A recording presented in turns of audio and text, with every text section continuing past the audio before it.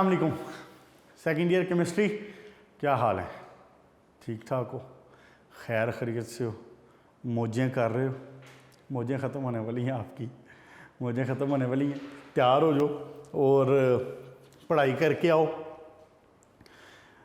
आप वैसे अब तक तो अंदाज़ा आपको ख़ुद भी हो गया होगा कि don't take chemistry easy. Chemistry को ईजी नहीं लेना, ख़ास तौर पे केमिस्ट्री को इजी नहीं लेना, और फिर एफएससी की केमिस्ट्री को तो बिल्कुल भी नहीं इजी लेना। सेकेंड ईयर की केमिस्ट्री आसान है अगर आप इसके साथ यानी कि इंसाफ करें तो। अगर थोड़ा सा टाइम दें, थोड़ी सी मेहनत करें तो आई एम श्योर, और मुझे पता है बहुत सारे बच्चे ऐसे आपके सीनियर्स जो हैं, बहुत सारे बच्चे हमें बताते हैं वो। और इवन मैं, चले बात हो रही तो मैं आपको छोटी सी बात बताऊं। मेरे बहुत सारे स्टूडेंट्स ने, आपके सीनियर्स ने अपने शौक से, ऑब्वियसली अगर उनका मेडिकल में एडमिशन होता तो फिर तो मेडिकल में चले जाते, तो उनका मेडिकल में एडमिशन नहीं हो पाया, तो अमंग ऑल अदर फील्ड्स उन्होंने केमिस्ट्री को चूज़ किया है। ये बात आपके लिए हैरानकुन तो नहीं है ना? उन्होंने अपना बीएस केमिस्ट्री में किया। बहुत सारे आपके सीनियर्स ऐसे हैं, गर्ल्स में भी और बॉयज़ में भी, बहुत सारे सीनियर। एक्चुअली केमिस्ट्री में अगर आप इंटरेस्ट लें ना और इंटरेस्ट डेवलप करें और इसको सिर्फ रटे के लिहाज से ना लेके चलें तो you will find the interest, इंशाल्लाह आपको अच्छा लगेगा। और ख़ास तौर पर सेकेंड ईयर केमिस्ट्री अच्छी खासी इंटरेस्टिंग है। जो बच्चे इसको समझ के पढ़ रहे हैं और जो बच्चे समझ के पढ़ते रहे हैं, they find their interest in the chemistry. तो आए बच्चों, अब स्टार्ट करते हैं। आपका टॉपिक जो पेज नंबर 104 पे चल रहा था और वो था complex compound. We were discussing the basics of complex compound. Complex compound में जो मुख्तलिफ़ किस्म की टर्मिनोलॉजीज इस्तेमाल होंगी उनके ऊपर बात हो रही थी। मैंने बात की थी आपसे कि एक चीज़ होती है सेंट्रल मेटल एटम, फिर एक चीज़ होती है सेंट्रल मेटल यानी आयन या एटम, और फिर एक चीज़ होती है लिगेंड। लिगेंड क्या था? टॉपिक हमारा है कम्प्लेक्स कंपाउंड्स। हाँ जी, मैंने एक एग्जांपल, वही कल वाली एग्जांपल दोबारा लिख लेता हूँ। क्या था? हेक्सासाइनो था, आयरन 1 2 3 4 5 6 हेक्सासाइनो, और यूं करके स्फीयर बनेगा, और यहाँ पे था 4, सॉरी चलें ठीक है, पॉजिटिव लगा भी सकते हैं, 4 पॉजिटिव पोटेशियम्स। ऐसे ही था, कल इसी के ऊपर बात हुई थी, आज भी इसी को चलाते हैं। सबसे पहले हमने बात की थी सेंट्रल मेटल आयन की। This one is the central metal ion which will be accepting the electrons from the donors. And who are the donors? These things, these species are the donors. And in the complex chemistry, in the complex compound, we use the specific word for these donors, and the word is the ligand. क्या कहते हैं उसको? Ligand. Ligand is a species. It may be an ion, or it may be some kind of neutral atom, or ion, or a molecule. कुछ भी हो सकता है। Atom भी हो सकता है, आयन भी हो सकता है, मॉलिक्यूल भी हो सकता है। तो which is donating the electron pair to the central metal atom. Clear? फिर हमने एक बात की थी, और मैंने आपको कहा था कि इस बात को ज़रूर ज़हन में रखना। बोर्ड में ask in the form of MCQs, आपसे उसमें भी पूछा जा सकता है, एंटी टेस्ट में पूछा जा सकता है कि जी मोनोडेंटेट लिगेंड क्या होता है जनाब, जी डायडेंटेट लिगेंड क्या होता है। किसी डायडेंटेट लिगेंड की एग्जाम्पल तो दें, किसी मोनोडेंटेट लिगेंड की एग्जाम्पल तो दें। तो मोनोडेंटेट लिगेंड वो है which can donate 1 pair of electron, didentate ligand वो है which can donate 2 pair of electron. Clear? Example आपको मैंने एक दी थी इसकी, ऑक्सालेटो की, ऑक्सालेट आयन की, COO बॉन्ड COO, इधर भी नेगेटिव चार्ज, इधर भी नेगेटिव चार्ज। अच्छा, ये आया कहाँ से? चलें जी बताएं ज़रा, ये आया कहाँ से?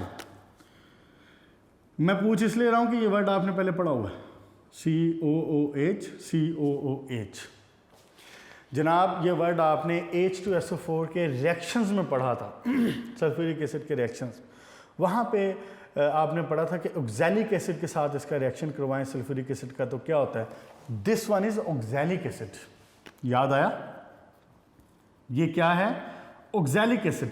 जब ऑक्सैलिक एसिड से ये हाइड्रोजन रिमूव हो जाए तो oxygen will carry negative charge, इसको कहते हैं oxalate ion. Oxalate ion is a didentate ligand. क्यों? क्योंकि यहां पे भी oxygen is carrying negative charge, this oxygen is also carrying negative charge, तो ये भी एक लोन पे डोनेट कर सके, एक बॉन्ड बना सकता है कोऑर्डिनेट कोवलेंट बॉन्ड, और ये भी एक लोन पे डोनेट कर सकता है। So oxalate ion is a didentate ligand. Next देखिए जनाब, coordination number, page number 104, point number 3, heading number 3 जो सी है, कोऑर्डिनेशन नंबर। कितने लोन पे डोनेट हो रहे हैं? सिंपल, कितने लोन पे डोनेट हो रहे हैं? 1, 2, 5, 10 कोऑर्डिनेशन नंबर। जितने लोन पे डोनेट हो रहे होंगे वो उस कॉम्प्लेक्स का कोऑर्डिनेशन नंबर है। आपके सामने ये जो चीज़ लिखी हुई है, आप अपने जहन में खुद को बताएं कि इसका कोऑर्डिनेशन नंबर क्या होगा। इस ब्रैकेट के अंदर रहना है, इसका इस चीज़ से कोई लेना देना नहीं। मैंने आपको कल भी बताया था कि it is for the balancing only, to balance the charge. क्यों? Complex is carrying negative charge, अभी देखेंगे आप, complex is carrying negative charge, उस नेगेटिव को बैलेंस करने के लिए पोटाशियम आके अटैच हुआ है। Potassium is not the ligand. Ligand ये है, ये जो सेंट्रल मेटल आयन को इलेक्ट्रॉन पेयर डोनेट कर रहे हैं। तो कितने इलेक्ट्रॉन पेयर डोनेट हो रहे हैं यहां पे? एक ये कर रहा है, ये मोनोडेंटेट लिगेंड है, cyanide is a monodentate ligand. एक ये कर रहा है, एक ये, एक ये, एक ये, एक ये, एक ये, टोटल हो गए 6। कोऑर्डिनेशन नंबर क्या होगा? 6। All okay. नेक्स्ट देखें, कोऑर्डिनेशन स्फीयर। स्फीयर क्या होता है? स्फीयर, स्फीयर मतलब एक कुर्रा, जैसे आप कहते हैं कि जी स्फीयर ऑफ अर्थ, कुर्रा अर्ज, जो हमारे ज़मीन का एक स्फीयर है, सर्कल है, एक दायरा है, एक हिस्सा है उसका, उसकी जो लिमिट है, ये स्फीयर है इन दिस केस, जिसको मैंने कैसे शो किया हुआ है? ब्रैकेट से, बड़ी ब्रैकेट से शो किया हुआ। This one is coordination sphere. Clear जी? जिस कोऑर्डिनेशन स्फीयर के अंदर हम शो क्या करेंगे? हम कंप्लेक्स आयन को शो करेंगे कोऑर्डिनेशन स्फीयर के अंदर। ये देखें, ये कोऑर्डिनेशन स्फीयर है, द थिंग, द एरिया जो कि ब्रैकेट्स के अंदर है, ये ब्रैकेट्स के अंदर कोऑर्डिनेशन स्फीयर। क्लियर जी? नेक्स्ट देखें, एग्जांपल सिंपल सी, कोई भी 1-2 एग्जांपल याद रख लें। जैसे मैं एक एग्जांपल दे के सारी चीज़ें एक्सप्लेन कर रहा हूँ ना, आप ऐसा कर सकते हैं। 1 या 2 एग्जांपल कोई भी इजी सी जो रहती हैं जहन में, उनको याद रखें। कोई भी पूछ लेता है, सेंट्रल मेटल आयन पूछता है, लिगेंड पूछता है, कोऑर्डिनेशन नंबर पूछता है, स्फीयर पूछता है, जो मर्जी पूछता है, आप उसी एक आधी एग्जांपल को उठा के एक्सप्लेन कर दें। ये इतनी ढेर सारी जो एग्जांपल इसने दी है, करने की जरूरत नहीं है। एक नजर देख ले इनको, बस कर 1-2 लें, ठीक है? ओके जनाब अली। अच्छा, कोऑर्डिनेशन स्फीयर, अब वही वाली बात आ गई, पहले वाली। क्या? Coordination sphere can have negative charge, coordination can have positive charge, coordination sphere can be neutral, सारा कुछ हो सकता है। कैटायन भी हो सकता है, एनायन भी हो सकता है, न्यूट्रल भी हो सकता है। क्लियर जी? ओके जनाब, इसकी एग्जांपल्स भी लिखी हुई हैं, ठीक है? उसके बाद देखें, charge on the coordination sphere. अब यहां पे वही आ गई जैसे आप ऑक्सीडेशन स्टेट निकाला करते थे, ये वही बात है। अब चार्ज कैसे निकालेंगे देखें जरा। अब मैं क्या करता हूं, इसको करता हूं रेज, और बल्कि इसको भी रेज करता हूं। अब हमने सिर्फ चार्ज कैलकुलेशन करनी है ना। K4 ये एक कंपाउंड है, K4 आयरन हेक्सासाइनो क्लोज, यही था जिसको मैंने ओपन करके लिखा हुआ था। अब मैंने उसको क्लोज करके लिख दिया। साइनाइड का जो चार्ज है ना ये होता है -1। क्या? इसकी साइनाइड का जो चार्ज है ये होता है -1। हम कुछ एक लिगेंड डिस्कस करेंगे। मैंने आपको बताया कि कॉम्प्लेक्स केमिस्ट्री जो है ये कॉम्प्लेक्स कंपाउंड्स की केमिस्ट्री और ऑर्गेनोमेटालिक केमिस्ट्री बड़ा वसी सब्जेक्ट है, तो बहुत तफसील में मैं नहीं जाऊंगा क्योंकि आपकी बुक में बहुत तफसील नहीं दी हुई, तो फिर बिला वजह हमें इतना तफसील में जाने की ज़रूरत नहीं है। हम सिर्फ उतनी ही बात डिस्कस करेंगे जो आपकी बुक में है, अदरवाइज डिटेल में जाएंगे ना तो टाइम कंज्यूमिंग भी होगा और उसका फ़ायदा भी कोई नहीं होगा आपको ऐसा इंफॉर्मेशन के सिवा। अच्छा, कहने में ये लगा था जनाब कि अब ये आपके सामने एक कंपाउंड लिख दिया मैंने और इसको मैंने इकट्ठा करके लिख दिया। जो साइनाइड है ना इसका चार्ज होता है -1। ये 2 चार होंगे, आप इनको याद कर लीजिएगा बस। साइनाइड होगा, एक्वा इस्तेमाल होगा, वाटर, अमाइन इस्तेमाल होगा और कार्बोनाइल इस्तेमाल होगा, ऑक्जेलेटो इस्तेमाल होगा, बस 2 चार होंगे जो याद कर लें। विद द टाइम आते जाएंगे, याद करते जाइएगा बस। और फिर आगे इसका यूज़ भी नहीं है, ये सिर्फ पेज नंबर 105 तक ही है, उसके बाद आगे ये क्लोज हो जाएगा काम इसका। ओके जी, साइनाइड का बेटा चार्ज होता है -1। तो हैं कितने साइनाइड? -6। क्लियर जी। आयरन का इस केस में जो ऑक्सीडेशन स्टेट है वो है +2। अब मुझे ये बताएं, सिंपल कैलकुलेशन जो आप ऑक्सीडेशन स्टेट निकाला करते थे, सिंपल सी बात। साइनाइड का 1 के ऊपर चार्ज क्या है? -1। 6 के ऊपर क्या हुआ? -6। तो आयरन का इस केस में है +2, तो बैलेंस करेगा -6 इसके साथ, इसमें से 2 निकालेंगे तो पीछे बचा क्या? 4, और साथ में साइन क्या आ जाएगा? -4। साइन आ जाएगा ना नेगेटिव, इसकी वजह से, 6 की वजह से। तो 6 में से 2 गए, 4 बचा और साइन आ गया नेगेटिव, तो इसका मतलब है क्या बना ऊपर इसके ऊपर? चार्ज -4। इसको कहते हैं charge on the sphere, charge on the coordination complex. बस इतनी सी बात कि कोऑर्डिनेशन कॉम्प्लेक्स के ऊपर चार्ज क्या है। इस केस में coordination complex is carrying -4 charge. इतनी सी बात। क्लियर? अब अगली बात छोटी सी वो ये कि -4 को बैलेंस करने के लिए यहां पे 4 पॉजिटिव आके लग गए हैं। पोटाशियम 1 का चार्ज क्या होता है? 1 है कितने? 4 +4।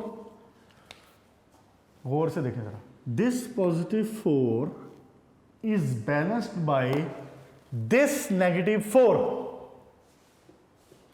+4 बैलेंस हो गया -4 के साथ, न्यूट्रल। ओवरऑल क्या हो गया? न्यूट्रल। मेरा बताने का मकसद ये है कि इसमें से अलग अलग निकाल के इसके साथ बैलेंस नहीं होंगे। ओवरऑल पूरे कॉम्प्लेक्स के ऊपर, पूरे स्फीयर के ऊपर जो चार्ज आएगा that will be balanced by the outer element, जो कि उसके बाहर साइड पे लगा हुआ है। क्लियर? आपको पूछता है कि इस कॉम्प्लेक्स के ऊपर चार्ज क्या है, तो आप पूरा चार्ज पहले निकालेंगे। 2 4 एग्जांपल मैंने इसीलिए कहा ना, लिगेंड 2 4 हैं, आप वो याद कर लेंगे, वो आपको पता होगा कि जी किस लिगेंड के ऊपर क्या चार्ज होता है। आप उसके लिहाज से उसको बैलेंस करके निकाल लेंगे और आप बता देंगे कि जी ये -4। मिसाल के तौर पे चलिए मैं एग्जांपल एक देता हूं। कोबाल्ट है, इसके साथ जनाब अली लेट से लगा हुआ है अमोनिया,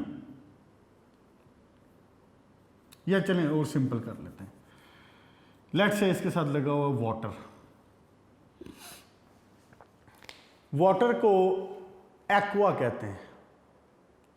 जैसे इसका मैंने वर्ड यूज करता है साइनाइड या साइनो, इसके लिए वाटर के लिए वाटर का वर्ड नहीं यूज होता, वाटर के लिए वर्ड यूज होता है एक्वा। क्या? एक्वा। अच्छा, जो एक्वा है ना, वाटर है। अब वाटर का जो चार्ज है ये 0 होता है। मैंने आपको बता दिया कि वाटर का चार्ज क्या है? 0। आप मुझे बताएं स्फीयर के ऊपर चार्ज क्या होगा? क्या चार्ज होगा स्फीयर के ऊपर? इस स्फीयर के ऊपर कोई चार्ज नहीं होगा। क्यों? ये देखें, क्या नाम है इसका, वाटर के ऊपर चार्ज क्या है? 0। तो 4 का भी चार्ज ओवरऑल क्या हो जाएगा? 0। अच्छा, अब इस स्फीयर के ऊपर जो भी चार्ज होगा that will come from cobalt. अगर कोबाल्ट, बात गौर से सुने, अगर कोबाल्ट 0 ऑक्सीडेशन स्टेट में है तो सफ़ीर के ऊपर कोई चार्ज नहीं। अगर लेट्स से कोबाल्ट है +2 ऑक्सीडेशन स्टेट में तो सफ़ीर के ऊपर क्या आ जाएगा, +2। फिलहाल सिर्फ एग्जांपल दे रहा हूँ, इस लिहाज से आगे हो जाएगी बात क्लियर मज़ीद। क्लियर जी, सफ़ीर के ऊपर चार्ज इस तरह से निकाला जाता है। नेक्स्ट है जनाब Ali, one of the most important short questions of this chapter and that is chelates. What is chelate? Chelate क्या होते हैं जनाब?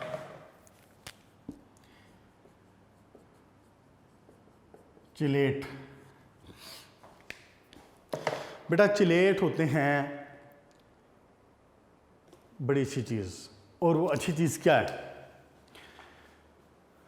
समटाइम जब लिगेंड एक से ज्यादा डोनेट कर रहा हो इलेक्ट्रॉन पेयर,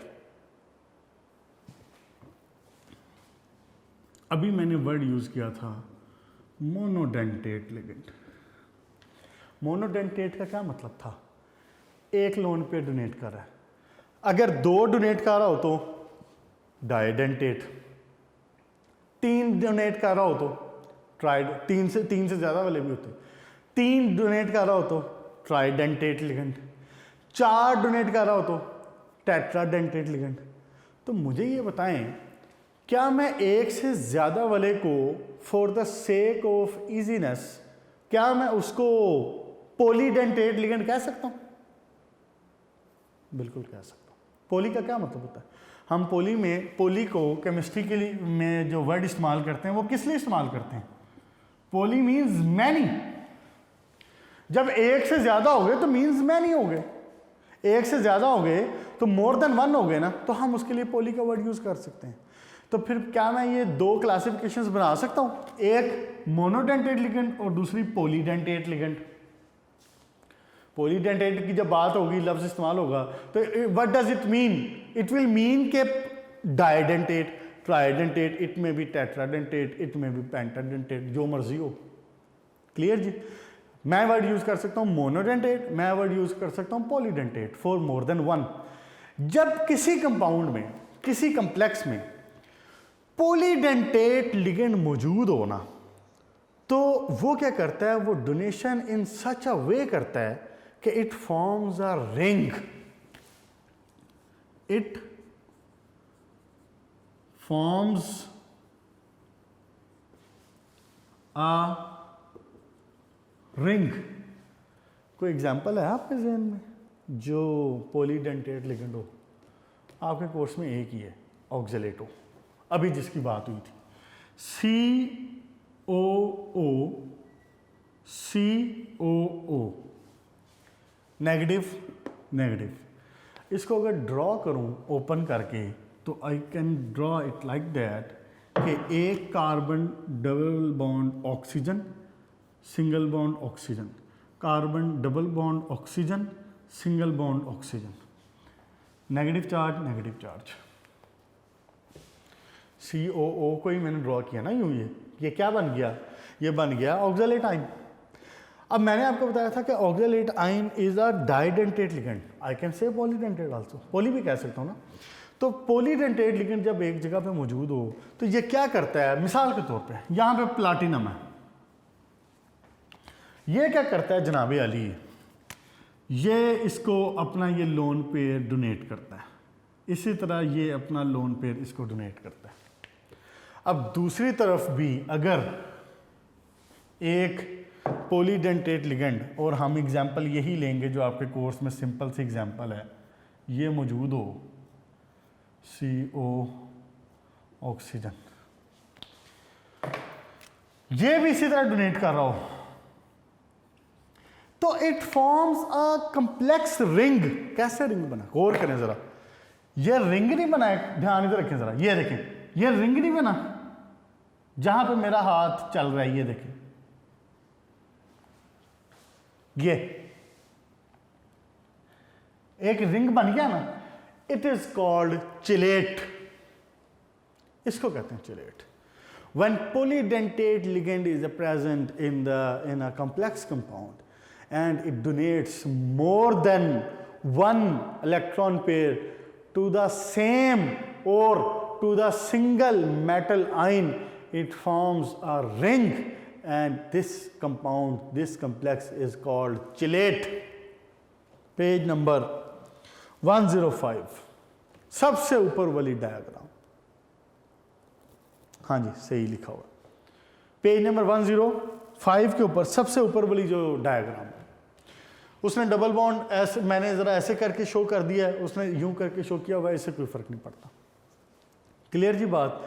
ये अब आपका एक चिलेट बन गया, ये देखिए, ये रिंग बन गया, दो रिंग बने इसमें, ये देखिए, एक रिंग ये और एक रिंग ये, और ये क्या है बेसिकली, ये कॉम्प्लेक्स है पूरा, ये इसके गिर्द मैं स्फीयर बना देता हूँ, and this sphere carries -2 charge, इसके ऊपर -2 चार्ज होता है। तो ये जनाब एक स्फीयर। अच्छा, एक स्फीयर, एक रिंग में कितने मेंबर हैं, देखें जरा गौर से। अगर मैं आपसे कहूं कि एक रिंग में कितने मेंबर हैं, तो कितने मेंबर हैं इस रिंग में? 5 मेंबर। 1 2 3 4 5। इसी तरह इस रिंग में कितने हैं? 1 2 3 4 5। ये जो प्लाटिनम है, it is being shared from the both sides, तो वो दोनों रिंग में आएगा, इस रिंग में भी आएगा और इस रिंग में भी आएगा। तो it is a 5 member ring, 5 member ring बना रहा है। 1 2 3 4 5 एक रिंग, इसी तरह दूसरा रिंग। पेज नंबर 105, पहला पैराग्राफ, उसकी last line, each oxalate ligand forms a 5 member ring with the cation. Clear होगी बात जी, कोई शक तो नहीं है इसमें। कैटाइन क्या है? ये सेंटर मेटल एटम। क्लियर जी। One of the most important short question है, चिलेट, बहुत बार पूछा हुआ उसने बोर्ड में, आखिरी बार 2014-15 में भी आया था, इसको ज़रूर कर ले। उसके बाद शुरू करते हैं हम नोमेनक्लेचर। आज शायद मुकम्मल ना हो सके, लेकिन इंशाल्लाह ताला जितना हो जाएगा वो ये कर लेते हैं। अब नोमेनक्लेचर में, नोमेनक्लेचर का मकसद क्या होता है बेसिकली? नोमेनक्लेचर का मकसद है, अब देखो मैंने आपको बताया है कि हजारों लाखों कंपाउंड इसके बनाए जा चुके हैं। एक अलग केमिस्ट्री है, organometallic chemistry, which is dealing with the complex ions, with the complex compounds. तो there must be a proper वे।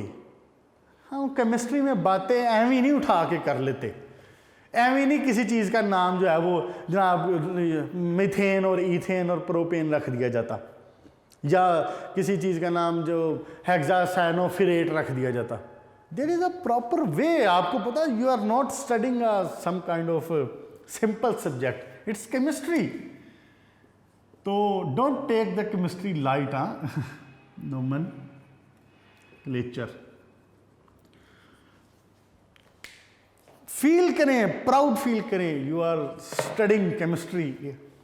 दिल दिल में मुझे पता है आप प्राउड फील करते भी हैं, ऊपर ऊपर से ठीक है, आपको शायद मुश्किल लगती हो या गुस्सा आता हो, लेकिन मुझे पता है आप अंदर से दिल दिल से खुश होते हैं आप केमिस्ट्री पढ़ के।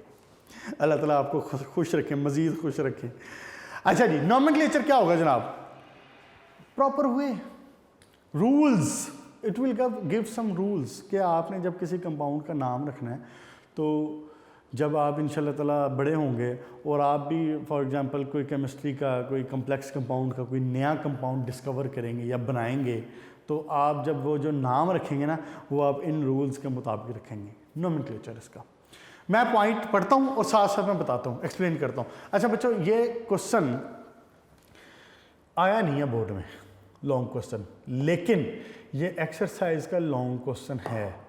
तो चूंकि ये एक्सरसाइज का लॉन्ग क्वेश्चन है, वैसे तो बोर्ड की मर्ज़ी है, जो मर्ज़ी पूछ ले, लेकिन स्पेशली अगर ये एक्सरसाइज का लॉन्ग क्वेश्चन है तो इट हैज़ द राइट कि वो ये पूछ सकता है। पूछा नहीं है वैसे कभी, तो आपको ये पॉइंट्स आने चाहिए। फिर आपको मुश्किल कुछ भी नहीं है, इंतहाई आसान है, और अपने अल्फाज में आप लिख सकते हैं, बात को समझ लें, अपने अल्फाज में लिख सकते हैं।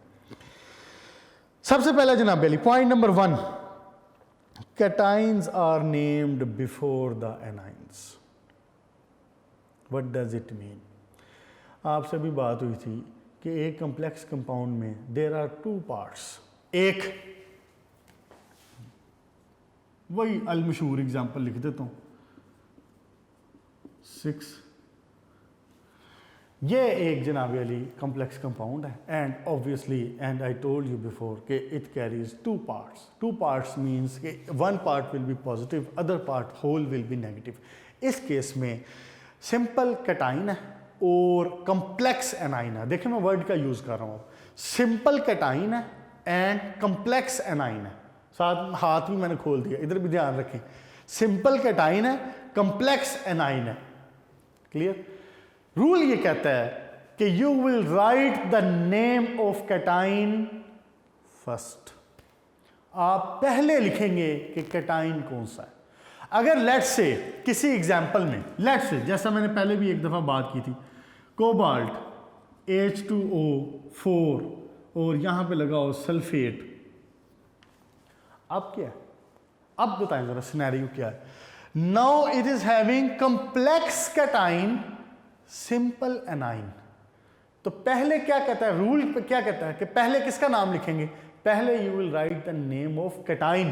तो इस केस में, इस एग्जांपल में you will right the name of complex first, last में आएगा सल्फेट। और इस एग्जांपल में जो मैं एग्जांपल दे रहा हूं, you will right the positive first, यानी पोटेशियम फर्स्ट, उसके बाद आएगा। तो इसका नाम क्या लिखेंगे आप? You will right potassium.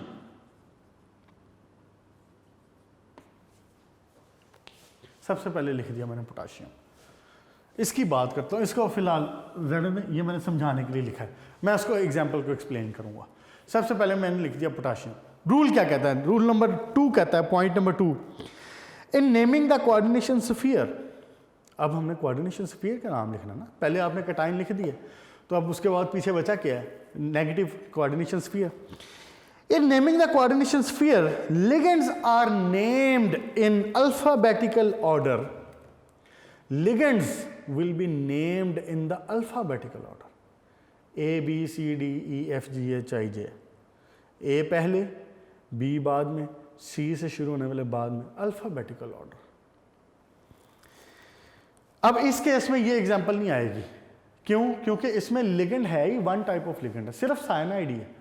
अब मिसाल के तौर पे अगर मैं एक एग्जांपल और लिख दूं, और यही वाली एग्जांपल लिखने लगा हूं, पेज नंबर 109 पे एग्जांपल में, सॉरी 105 पे एग्जांपल्स में जो पॉइंट नंबर 2 है, सेकंड वाली एग्जांपल, प्लैटिनम Cl और क्या है जनाब Ali, NO2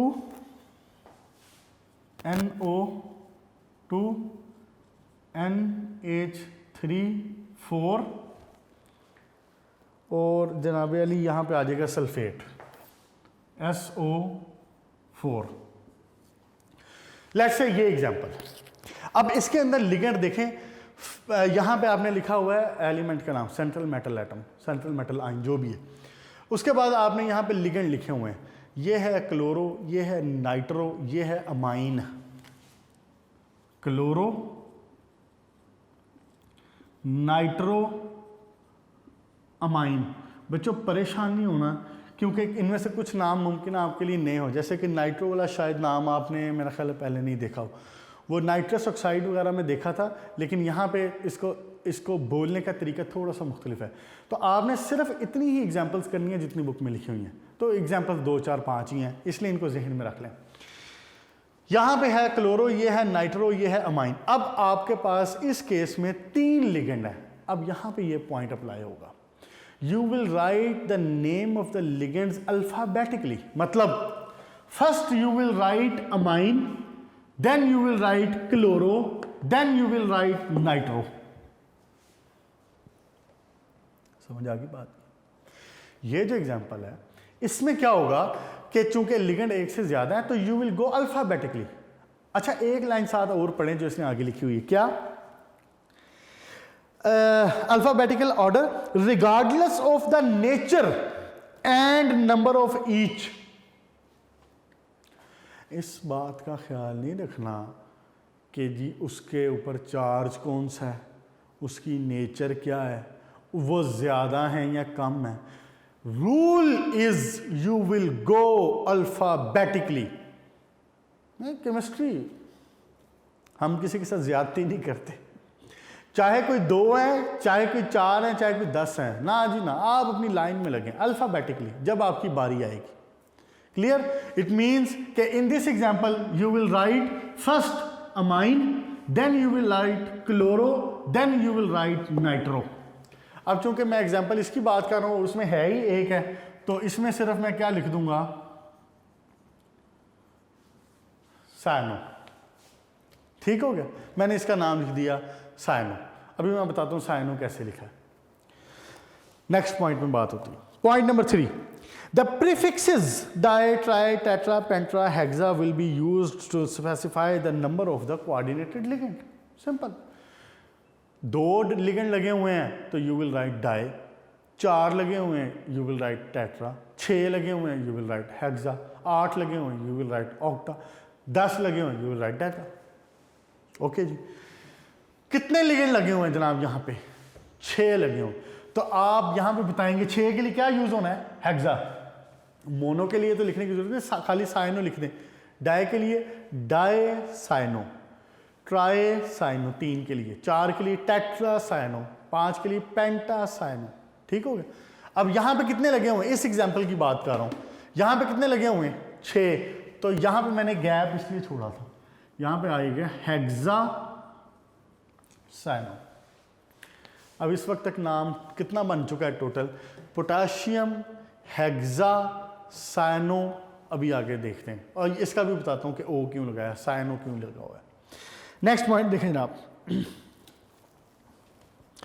point number 4, the name of an anionic ligand and in suffix o. समझ आ गई बात? जो लिगेंड एनाइन है मीन्स जो लिगेंड नेगेटिव चार्ज है, मैंने आपको बताया था ligand can be negative charge और न्यूट्रल, पॉजिटिव नहीं होगा। लिगेंड पॉजिटिव नहीं होगा, ligand can be negative charge और न्यूट्रल। तो जो है नेगेटिव चार्ज उनके नाम के लास्ट में ओ लगाया जाएगा, इसलिए मैंने लिखा है साइनो। बोलने में सीएन को साइनाइड ही बोलते हैं, बोलने में नॉर्मली जनरल बात करने में सीएन लिखा हो ना कि यहाँ पे, उसको साइनाइड कहते हैं। लेकिन चूंकि नोमेनक्लेचर की बात हो रही है तो यू नो कि उसमें some kind of specific rules होते हैं। तो उन रूल्स के मुताबिक हम रूल्स इस तरह से वो रखे जाते हैं। उनका बेसिक मकसद ये होता है कि पूरी दुनिया में जब एक कम्प्लेक्स कंपाउंड का नाम लिया जाए ना, तो it should not have confliction, और ये किसी और कंपाउंड के साथ कन्फ्लिक्ट कभी ना हो। जब एक कंपाउंड लिखा जाएगा तो वो दुनिया में पूरा वही कंपाउंड हो एक। जैसे हमारे यहाँ तो नाम है ना, जैसे आसिफ नाम है तो आसिफ और भी हज़ारों बंदों के नाम है, इसी तरह अमजद और भी हज़ारों बंदों का नाम है, ऐसे ही ना। लेकिन केमिस्ट्री, आप you see greatness of chemistry, कि आप एक किसी कंपाउंड का नाम लिखेंगे ना, अगर आपने गलत नहीं लिखा तो पूरी दुनिया में वो सिर्फ एक ही कंपाउंड होगा। 2 कंपाउंड कभी आपस में मैच नहीं कर रहे होंगे उनके नाम। क्लियर जी? तो इसका रूल ये है कि नेगेटिव अगर लिगेंड है तो you will write O in the end of the name. इसीलिए याद आई ये बात, ऑक्सालेट था, मैंने वर्ड यूज किया था ऑक्सालेटो, और मैंने आपको कहा था कि मैं रीजन बाद में बताऊंगा। ऑक्सालेटो क्यों कहा था? क्योंकि COO नेगेटिव चार्ज था, COO नेगेटिव चार्ज था। ऑक्सालेटो नॉर्मली बात करेंगे जनरली तो ऑक्सालेट आयन कह सकते हैं इसको, लेकिन जब हम नोमेनक्लेचर में पुट करने की बात करेंगे तो we will say oxalato cyano. Clear जी? ओके जी। नेक्स्ट 5वां, the name of the neutral ligand will be unchanged. देखें डिफरेंस कर दिया ना हमने नाम से। अगर तो आपने लास्ट में ओ लगाया, it means the ligand is negative charge. देखें आप सुनने वाले किसी को भी बताएंगे तो उसको ये समझ आ जाएगी कि लिगेंड पे चार्ज नेगेटिव है। लेकिन अगर न्यूट्रल लिगेंड होगा तो it will not have any change, नाम उसका वैसे का वैसे ही रहेगा। मिसाल के तौर पे जैसा कि ये NH3 है, NH3 amine, NH3 neutral ligand है, 0 चार्ज होता है इसका। अमाइन, इसको मैंने अमाइनो नहीं कहा, लेकिन मैंने इसको नाइट्रो कहा है। अब देखें आपको पता चल जाएगा। इसको मैंने नाइट्रो कहा है तो इसका चार्ज -1 होता है। इसको मैंने क्लोरो कहा है, इसका भी -1 चार्ज होता है। इसको मैंने लिखा है अमाइन, इसका मतलब आपको पता चल गया कि ये न्यूट्रल है। एक्वा, मैंने इसको लास्ट में ओ नहीं लगाया, मैंने एक्वा लिखा है। बताएं ये न्यूट्रल है या कैटाइन है? न्यूट्रल। क्लियर होगी जी बात? कैटाइन कह रहा हूं, सॉरी एनाइन। यहां से बात क्लियर होगी? ओके जी, नेक्स्ट पॉइंट देखें। The suffix ate comes at the end of the name of metal if the complex represents an anion, otherwise it remains unchanged. इसका मतलब ये है कि अगर कम्प्लेक्स के ऊपर, अब देखो एक जुमले में एक आपके सामने नाम लिखा होगा और आपको पता चल जाएगा। अगर एक जुमले में उसके नाम के आगे लिख दिया ना 8 मेट, इसके बाद आना है अब सेंट्रल मेटल एटम, बस। पोटाशियम, हेक्सा, साइनो आयरन के लिए यूज करते हैं, फेरस या आयरन यूज होता है। तो जब आयरन के लिए नेगेटिव चार्ज हो, अब यहां पे ये किस कम्प्लेक्स में है? कम्प्लेक्स के ऊपर चार्ज क्या है? नेगेटिव है ना, -4, -4 है ना। तो जब कम्प्लेक्स के ऊपर चार्ज नेगेटिव हो ना, तो हम क्या करते हैं, जो सेंट्रल मेटल एटम का, आयन का जो नाम है, उसके लास्ट में वर्ड लगता है 8, फिर 8 याद करें, सल्फेट, याद आया? चैप्टर 3-4 में बात हुई थी। Sulphate, carbonate, nitrate, negative charge थे जो सारे आयंस। इसी तरह जब कम्प्लेक्स के ऊपर, दोबारा गौर से बात सुन लें, मैं कम्प्लेक्स की बात कर रहा हूं पूरे स्फीयर की। जब स्फीयर के ऊपर चार्ज नेगेटिव है तो मैं लिखूंगा फिर 8, और अगर ये चार्ज नेगेटिव ना होता तो मैंने खाली आयरन लिख लेना था, आयरन बस, फिर मैंने 8 नहीं लगाना था। अब मैंने क्या लिखा है? फिर 8। अब इसका नाम पूरा इस वक्त तक क्या हो चुका है? पोटाशियम हेक्सा साइनो फिर 8। क्लियर जी? लास्ट पॉइंट जी। The oxidation number of the metal ion is represented by a Roman numerical in parenthesis following the name of the metal. Parenthesis का क्या मतलब हुआ कि इसको यहां पे थोड़ी सी जगह मुझे चाहिए, K4 आयरन CN6। अब आयन के ऊपर ये जो सेंट्रल मेटल एटम है, आयन है, इसके ऊपर चार्ज क्या है ये भी बताया जाएगा। निकालेंगे कैसे? निकालने का तरीका मैंने आपको बता दिया। कैसे निकालेंगे जल्दी जल्दी से। अब साइनो का होता है -1, -1 6 लगे हुए हैं, -6 का मतलब हुआ आयरन का +2 है, इसीलिए कम्प्लेक्स के ऊपर -4 आ गया। ठीक है जी, ये -4 is being balanced by the potassium 4। तो आयरन के ऊपर चार्ज क्या होगा? 2। ये रोमन न्यूमेरिकल्स में यूं करके लिखा जाएगा इन पैरेंथेसिस, यानी ब्रैकेट्स में, छोटी ब्रैकेट्स। ये इसका पूरा नाम। अच्छा, एक बात मेरे ज़हन में आई थी, पोटाशियम क्या नंबर नहीं बताते हम? इसका नंबर बताने की जरूरत नहीं है, मैंने आपको रीज़न बताई है कि ये जस्ट बैलेंस कर रहा होता है स्फीयर को, इसका और कोई काम नहीं होता। ये स्फीयर को क्या कर रहा होता है? बैलेंस कर रहा होता है बस। तो वो हमें पता चल जाता है कि स्फीयर के ऊपर चार्ज क्या है, उसके लिहाज से यहाँ लगा दिया जाता है जितना पोटाशियम चाहिए हो या सल्फेट चाहिए हो। अब इसका नाम क्या होगा? पोटाशियम हेक्सासाइनोफिरेट 2। ये नाम पूरी दुनिया में सिर्फ इस कंपाउंड का होगा। आप केमिस्ट्री के किसी बंदे के सामने जाके बात करेंगे कि मुझे पोटाशियम हेक्सासाइनोफिरेट 2 चाहिए, तो वो आपको ये कंपाउंड उठा के देगा। क्लियर होगी बेटा बात? यहाँ पे नोमेनक्लेचर हुआ ख़त्म। एग्जाम्पल्स इसकी देख लें, सिंपल सी बात। जैसे अब ये नीचे वाली एग्जाम्पल थी, ये वाली, तो इसका नाम क्या बनेगा? पहले अब इनका नाम आएगा, तो इसमें आ जाएगा क्लोरो अमाइन, ये 4 अमाइन है, tetra amine, chloro, nitro, platinum. Platinum के ऊपर जो चार्ज निकलेगा -2 निकलेगा, 2 आ जाएगा, और लास्ट में सल्फेट। यहां तक रखें इसको, पेज नंबर 105 की एग्जांपल्स तक। नीचे वाला जो ज्योमेट्री ऑफ कॉम्प्लेक्सेस है, इसको इंशाल्लाह नेक्स्ट लेक्चर में बात करेंगे।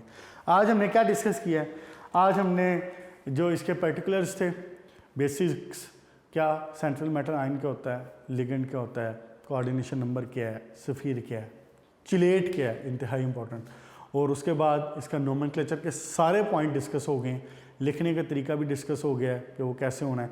एक आधी एग्जांपल के साथ आप एक्सप्लेन कर सकते हैं अगर ये वर्ड में आता है तो, लॉन्ग क्वेश्चन। और बल्कि एक काम आपने करना है, एक्सरसाइज का क्वेश्चन नंबर 11 पेज नंबर 117 पे, क्वेश्चन नंबर 11, क्वेश्चन नंबर 11 में 7 कंपाउंड दिए हुए हैं, आपने इनके नाम लिख के लाने हैं कल। इंतहाई आसान है और इसी नोमेनक्लेचर से होंगे। अगर किसी किस्म का कोई इशू है तो वो फिर आप मुझे कॉल करके तो डिस्कस कर लेंगे। क्लियर हो गया? हो जाएंगे, सारे हो जाएंगे, इसी रूल से होने और इंतहाई आसान है सारे। अपना ख्याल रखिएगा। Good luck.